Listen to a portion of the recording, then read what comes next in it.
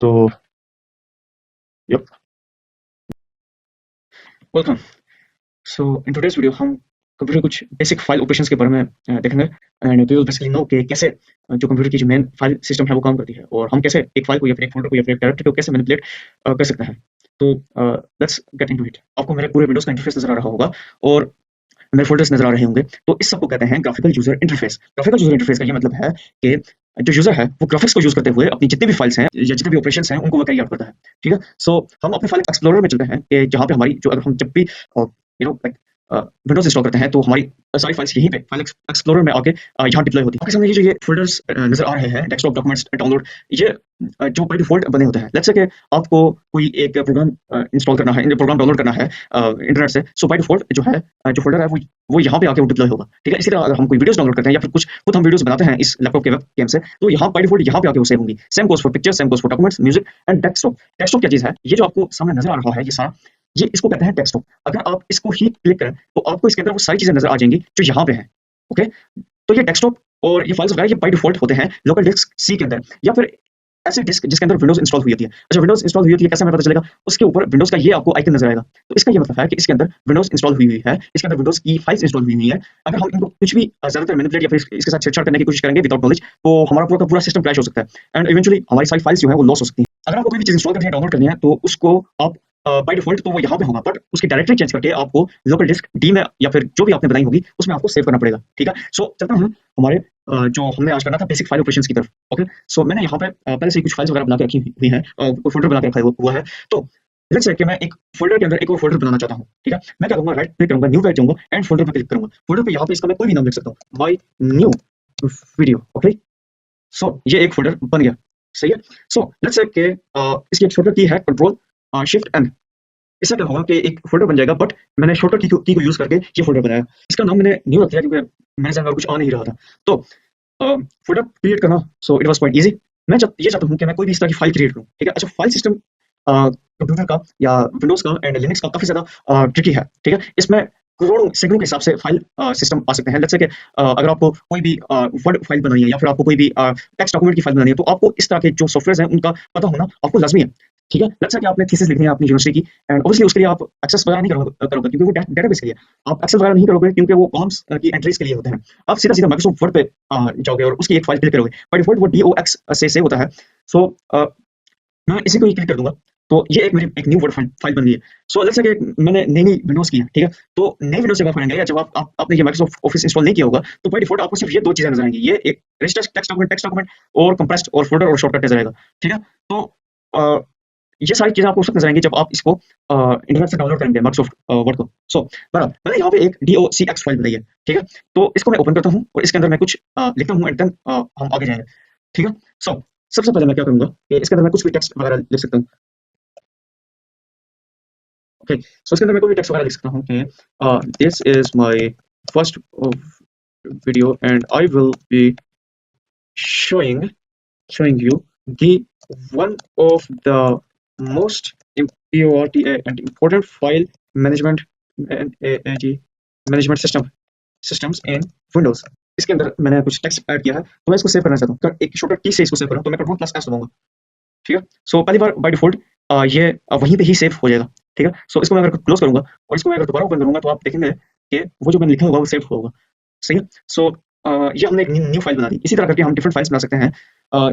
It all depends कि हमें क्या चाहिए। ठीक है। अभी जैसे मुझे एक वर्ड फाइल चाहिए थी तो मैंने वो कर दी है।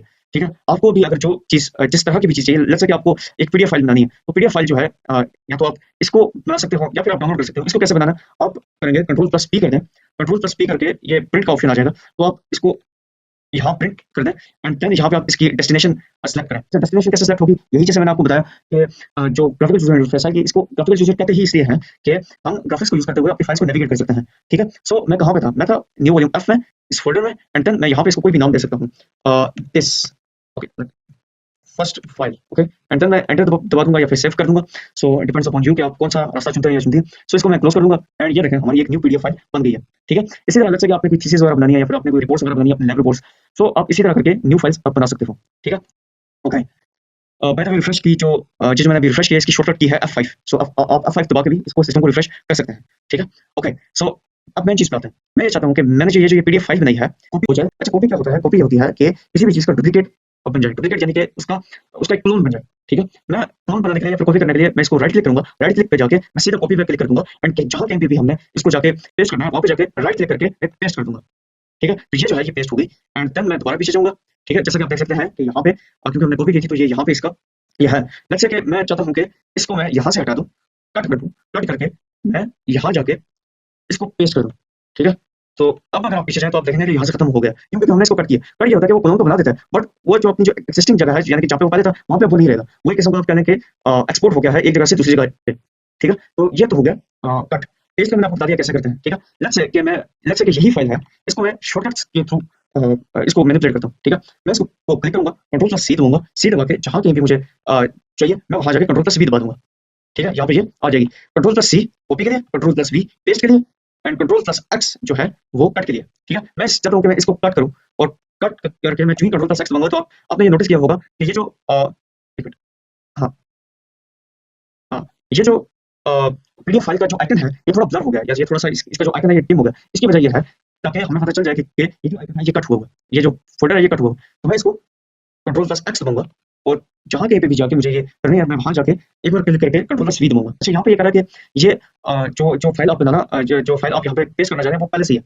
तो ये उस वक्त होता है कि जब सेम फाइल एक ही फोल्डर के अंदर होती है तो ऑब्वियसली कंप्यूटर जो है कंप्यूटर को ये डिफरेंस चाहिए होता है कि जो फाइल्स हैं वो उनके डिफरेंट डिफरेंट नाम हो ताकि वो खोल सके। ठीक है, ढेर सारी जो जितनी भी फाइल्स हैं वो उनको अगर उनके नेम सेम हुए तो उनको नहीं खोल पाएगा। तो मैं इसको सीधा रिप्लेस कर दूंगा एंड ऑब्वियसली ये उसकी जगह रिप्लेस हो जाएगी। ठीक है, सो कट कॉपी पेस्ट आपको पता चल गया। अब नेक्स्ट आता है कि इस चीज को डिलीट कैसे करना है। ठीक है, डिलीट कैसे करना है? राइट क्लिक करें एंड देन डिलीट पर के ऑप्शन पे क्लिक कर दें एंड देन डिलीट, बूम, ये डिलीट हो जाएगी। अच्छा, डिलीट होके ये कहाँ जाती है? डिलीट होके ये एक परमानेंटली डिलीट नहीं होती है, डिलीट होके ये जाती है रिसाइकल बिन में। रिसाइकल बिन में क्या चीज है कि जब भी हम कोई चीज डिलीट करते हैं तो वो यहाँ पे आके स्टोर हो जाती है। वो यहाँ पे आके स्टोर क्यों होती है? वो इसलिए स्टोर होती है कि अगर हमने कोई भी अपनी चीज गलती से डिलीट कर दिया तो वो यहाँ से आके हम दोबारा से रिस्टोर कर सकें। ठीक है, जैसे ये अब मैं ये चाहता हूँ कि मैं इसको रिस्टोर कर दूं। रिस्टोर जो करूंगा तो ये यहाँ से हट जाएगा, हट जाएगी एंड देन ये बिल्कुल उसी जगह आके वापस उसी जगह रिस्टोर हो जाएगी। बाय द वे, डिलीट का शॉर्टकट है वो कीबोर्ड पे ही है। इसको सेलेक्ट करके डिलीट का बटन दबाएं एंड देन ये डिलीट हो जाएगी। जैसे कि मुझसे ये गलती से डिलीट हो गई है, मैं चाहता हूँ कि मैं इसको दोबारा वापस लिखूं। मैं करूंगा कंट्रोल प्लस जेड। इससे क्या होगा कि जो भी मेरे जो ऑपरेशंस हैं जो इसकी मेमोरी के अंदर स्टोर हुए थे, जो इसके कैश रजिस्टर के अंदर स्टोर हुए होते हैं, वो कंट्रोल प्लस जेड जो है वो वहां से उनको रिट्रीव कर देता है। ठीक है, तो ये मैंने रिट्रीव कर लिया। सो लेट्स से कि मैं इसी को इसका नाम मुझे अच्छा नहीं लग रहा। ठीक है, मैं क्या करूंगा, मैं राइट क्लिक करूंगा और यहाँ पे इसको रीनेम के बटन पे दूंगा और मैं लिखूंगा माय न्यू फाइल। ओके, सो ये जो अब मैंने एक न्यू फाइल बना दिया है और उसको रीनेम भी कर दिया है। मतलब मैं अगर इसकी शॉर्टकट की आपको चाहिए तो आप F2 दबाएं तो ये ऑटोमेटिकली आपके लिए सेलेक्ट कर देगी और आराम से आप इसको रीनेम कर सकते हो। सही हो गया, cut copy paste rename delete ये हमने कर दिया। तो नेक्स्ट ऑप्शन आता है कि सेंटर से कि मैं राइट क्लिक करता हूँ, सेंड टू करके मैं इसको डेस्कटॉप पे कर देता हूँ। ठीक है, अब क्या होगा, डेस्कटॉप पे जाएं तो यहाँ पे इसकी एक शॉर्टकट फाइल बन जाएगी। जैसा कि मैंने आपको बताया कि डेस्कटॉप है, यहाँ पे हम लोग वो सारे आइकन्स रखते हैं, उसका एक शॉर्टकट रखते हैं। ठीक है, ताकि हमें बार बार एक इतनी बड़ी बड़ी डायरेक्टरीज के अंदर घुसना ना पड़े तो हम उसका शॉर्टकट यहाँ पे अपने अपना जो डेस्कटॉप है इसके अंदर करते हैं। शॉर्टकट की क्या निशानी है कि जो भी कोई फाइल होगी या फोल्डर होगा तो उसके ऊपर ये एक हल्का सा एरो का निशान होगा। इसका मतलब यह कि वो शॉर्टकट है, जिनको नहीं है तो इसका मतलब यह कि वो शॉर्टकट नहीं है, वो पहले से ही सेव हुई हुई है। ठीक है, सो यहाँ तक तो हो गया। सेंड टू, अगर मैं ये चाहता हूँ कि मैं इसको जिप कर दूं या इसको कंप्रेस कर दूं या इसकी जितने भी इसके अंदर कंटेंट है उसको मैं कंप्रेस कर दूं, कंप्रेस करके उसका साइज जो है वो छोटा हो जाएगा। तो मैं कंप्रेस करूंगा और ये उसकी जो फाइल है वो कंप्रेस हो जाएगी। इसको नाम भी हम यहाँ दे सकते हैं।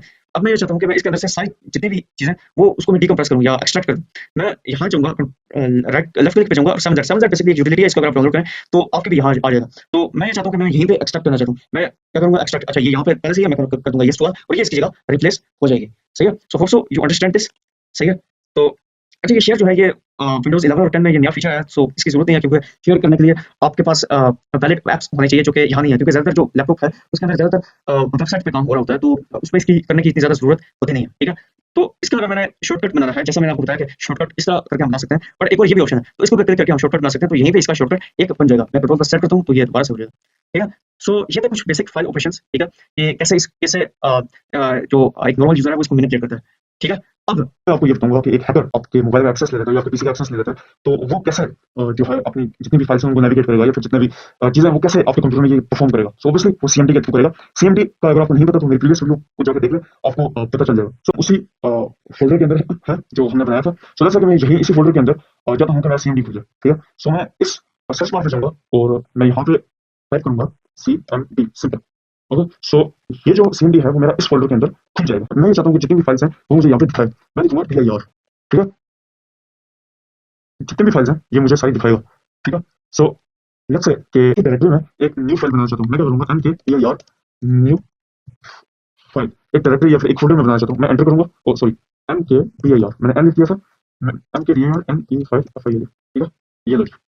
अगर हम यहाँ पे देखें तो एक अ, न्यू फाइल के नाम से एक फ़ोल्डर बन गया है जिसको हमने यहाँ स्पेसिफाई किया था, ठीक है? अब हम चाहते हैं कि मैं इसी के अंदर चला जाऊँ। मैं लिखूँगा cd new न्यू फाइल, मैं उस फाइल के अंदर में चला गया, ठीक है? सो अब मैं चाहता हूँ कि मैं इसी डायरेक्टरी या इसी फ़ोल्डर के अंदर एक न्यू .txt फाइल बनाऊँ, ठीक है? सो मैं एक कमांड लिखूँगा और type